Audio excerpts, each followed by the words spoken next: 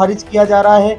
जब आज मैंने अपने एडवोकेट के माध्यम से ये जानकारी करवाने की कोशिश की तो उनको कहा गया कि जब तक प्रत्याशी सारे क्लियर नहीं होंगे उनको चुनाव चिन्ह निर्गत निर्णय लेने वाले हैं आप? महापंचायत में देखिए मैं अकेला व्यक्ति नहीं हूँ, क्योंकि ये समाज का निर्णय है। समाज जैसा भी महापंचायत में आदेश करेगा वही निर्णय हम लोगों द्वारा आपसी सहमति पर लिया होती है। उनका दबाव होता है, कहीं ना कहीं रिटर्निंग ऑफिसर उनके अनुसार काम करते हैं। मैं सीधा आरोप नहीं लगाते हुए पर ये अवश्य कहूंगा कि सत्ता पक्ष का दबाव अवश्य होता है।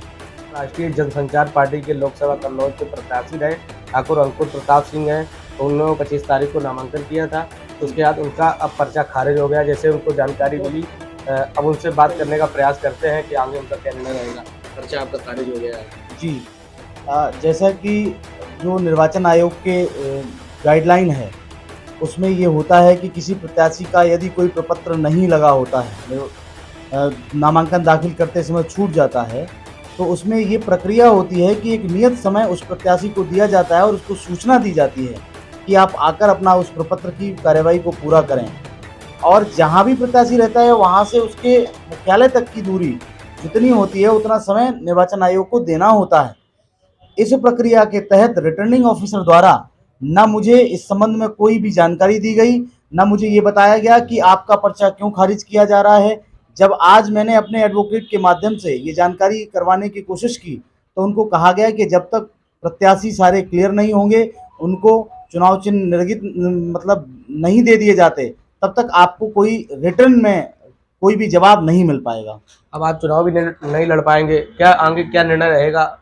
13 तारीख को मतदान है। देखिए हम तो अपने मुद्दों पर चुनाव लड़ना चाहते थे और जो तानाशाही रवैया मैंने इस जनपद में देखा है सत्ता का, तो मैं इस आधार पर ये कह सकता हूं कि मैं अपने मिशन को जारी रखूंगा और आगामी 8 तारीख को निश्चित रूप से हम क्षत्रिय महापंचायत का आह्वान करते हैं कन्नौज जनपद में। फिर क्या निर्णय रहेगा महापंचायत में, क्या निर्णय लेने वाले हैं? महापंचायत में देखिए मैं अकेला व्यक्ति नहीं हूँ, क्योंकि ये समाज का निर्णय है। समाज जैसा भी महापंचायत में आदेश करेगा वही निर्णय हम लोगों द्वारा आपसी सहमति पर लिया जाएगा। क्या लगता है सत्ता पक्ष सही पर्चा आपका खारिज कराया गया है? निश्चित रूप से जिनकी सत्ता होती है उनका दबाव होता है, कहीं ना कहीं रिटर्निंग ऑफिसर उनके अनुसार काम करते हैं। मैं सीधा आरोप नहीं लगाते हुए पर ये अवश्य कहूंगा कि सत्ता पक्ष का दबाव अवश्य होता है। पर्चा आपका खारिज हो गया है। अब 3 प्रत्याशी रह गए मैदान में, सपा, भाजपा, बसपा। सपा से अखिलेश यादव चुनाव लड़ रहे हैं और भाजपा से सुब्रत पाठक, बसपा से उबैद बिन जाफर। क्या स्थिति रहेगी? अब आपका पर्चा खारिज हुआ, प्रत्याशी मैदान में 3 रह गए। जी, मैं निश्चित रूप से ये कहूंगा कि सत्ता पक्ष हार रहा है आज की डेट में और इसकी फ्रस्ट्रेशन की वजह से ही वो जानबूझकर ये सब काम कर रहे हैं और इसका खामियाजा उनको निश्चित रूप से भुगतना पड़ेगा। इसका फायदा मिलने वाला है?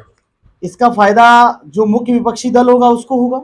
मैं नाम लेकर आपको नहीं कहना चाहता हूं, क्योंकि राजनीति है। मैं भी एक पार्टी से प्रत्याशी हूं, तो मैं स्वयं अपने आप को इस चुनाव में देखना चाहता था और लोकतंत्र में ये एक आम जनमानस की आवाज को दबाना कहीं ना कहीं ये सत्ताधारियों के मुंह पर एक कड़क तमाचा है।